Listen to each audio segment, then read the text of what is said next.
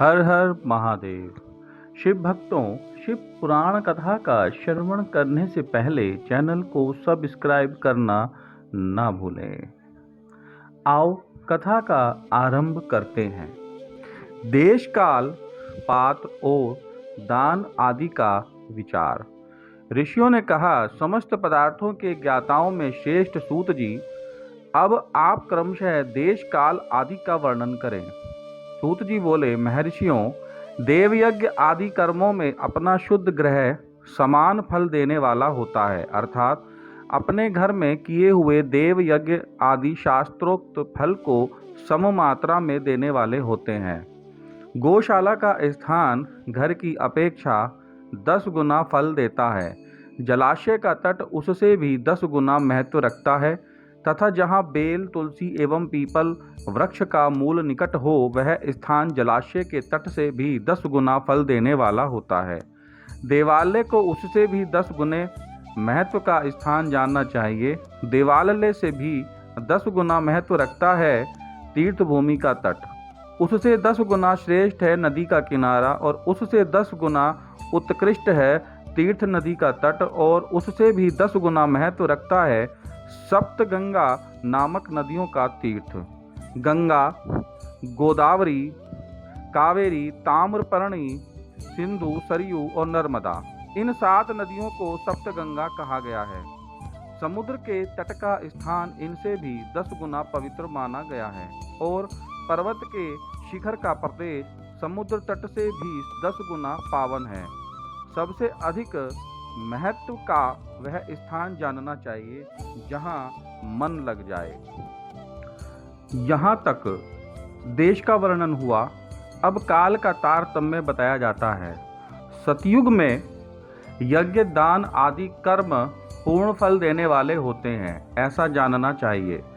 त्रेता युग में उसका 3/4 फल मिलता है। द्वापर में सदा आधे ही फल की प्राप्ति कही गई है। कलयुग में 1/4 ही फल की प्राप्ति समझनी चाहिए और आधा कलयुग बीतने पर उस 1/4 फल में से भी 1/4 कम हो जाता है। शुद्ध अंतःकरण वाले पुरुष को शुद्ध एवं पवित्र दिन समफल देने वाला होता है। विद्वान ब्राह्मणों, सूर्य संक्रांति के दिन का किया हुआ सत्कर्म पूर्वोक्त शुद्ध दिन की अपेक्षा 10 गुना फल देने वाला होता है। यह जानना चाहिए उससे भी 10 गुना महत्व उसका कर्म है जो विषुव नामक योग में किया जाता है। दक्षिणायन आरंभ होने के दिन अर्थात कर्क की संक्रांति में किए हुए पुण्य कर्म का महत्व विषुव से भी 10 गुना माना गया है। उससे भी 10 गुना मकर संक्रांति में और उससे भी 10 गुना चंद्र ग्रहण में किए हुए पुण्य का महत्व है। सूर्य ग्रहण का समय सबसे उत्तम है। उसमें किए गए पुण्य कर्म का फल चंद्र ग्रहण से भी अधिक और पूर्ण मात्रा में होता है। इस बात को विज्ञ पुरुष जानते हैं। जगत रूपी सूर्य का राहु रूपी विष से संयोग होता है, इसलिए सूर्य ग्रहण का समय रोग प्रदान करने वाला है। अतः उस विष की शांति के लिए उस समय स्नान, दान और जप करें। वह काल विष की शांति के लिए उपयोगी होने के कारण पुण्यप्रद माना गया है। जन्म नक्षत्र के दिन तथा व्रत की पूर्ति के दिन का समय सूर्य ग्रहण के समान ही समझना चाहिए, परंतु महापुरुषों के संग का काल करोड़ों सूर्य ग्रहण के समान पावन है, ऐसा ज्ञानी पुरुष जानते और मानते हैं। तपोनिष्ठ योगी और ज्ञाननिष्ठ यति ये पूजा के पात्र हैं, क्योंकि ये पापों के नाश में कारण होते हैं। जिसने 24 लाख गायत्री का जप कर लिया हो, वह ब्राह्मण भी पूजा का उत्तम पात्र है। वह संपूर्ण फलों और भोगों को देने में समर्थ है, जो पतन से त्राण करता अर्थात नरक में गिरने से बचाता है। उसके लिए इसी गुण के कारण शास्त्र में पात्र शब्द का प्रयोग होता है। वह दाता का पातक से त्राण करने के कारण पात्र कहलाता है। गायत्री अपने गायक का पतन से त्राण करती है, इसलिए वह गायत्री कहलाती है। जिससे इस लोक में जो धनहीन है वह दूसरे को धन नहीं देता, जो यहाँ धनवान है वही दूसरे को धन दे सकता है। उसी तरह जो स्वयं शुद्ध और पवित्र आत्मा है वही दूसरे मनुष्यों का त्राण या उद्धार कर सकता है। जो गायत्री का जप करके शुद्ध हो गया है वही शुद्ध ब्राह्मण कहलाता है। इसलिए दान, जप, होम और पूजा सभी कर्मों के लिए वही शुद्ध पात्र है। ऐसा ब्राह्मण ही दान तथा रक्षा करने की पात्रता रखता है। स्त्री हो या पुरुष, जो भी भूखा हो वही अन्न दान का पात्र है। जिसको जिस वस्तु की इच्छा हो उसे वह वस्तु बिना मांगे ही दे दी जाए तो दाता को उस दान का पूरा पूरा फल प्राप्त होता है। ऐसी महर्षियों की मान्यता है। जो सवाल या याचना करने के बाद दिया गया हो वह दान आधा ही फल देने वाला बताया गया है। अपने सेवक को दिया हुआ दान 1/4 फल देने वाला होता है। विप्रवरों, जो जाति मात्र से ब्राह्मण है और दीनता पूर्ण वृत्ति से जीवन बिता उसे दिया हुआ धन का दान दाता को इस भूतल पर 10 वर्षों तक भोग प्रदान करने वाला होता है। वही दान यदि वेद वेत्ता ब्राह्मण को दिया जाए तो वह स्वर्ग लोक में देवताओं के वर्ष से 10 वर्षों तक दिव्य भोग देने वाला होता है।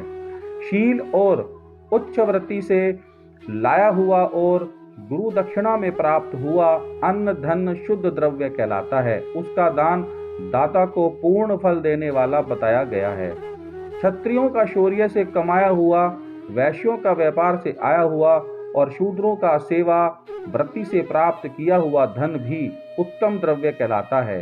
धर्म की इच्छा रखने वाली स्त्रियों को जो धन पिता एवं पति से मिला हुआ हो उसके लिए वह उत्तम द्रव्य है। गो आदि 12 वस्तुओं का चैत्र आदि 12 महीनों में क्रमशः दान करना चाहिए। गो, भूमि, तिल, सुवर्ण, घी, वस्त्र, धान्य, गुड़, चांदी, नमक, कोहड़ा और कन्या, यही वे 12 वस्तुएं हैं।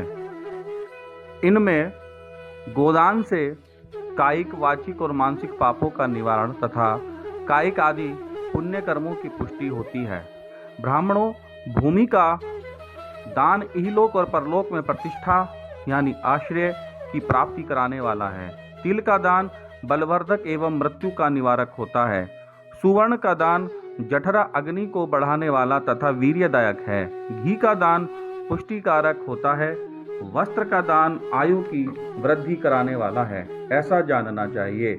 धान्य का दान अन्न धन की समृद्धि में कारण होता है। गुड़ का दान मधुर भोजन की प्राप्ति कराने वाला होता है।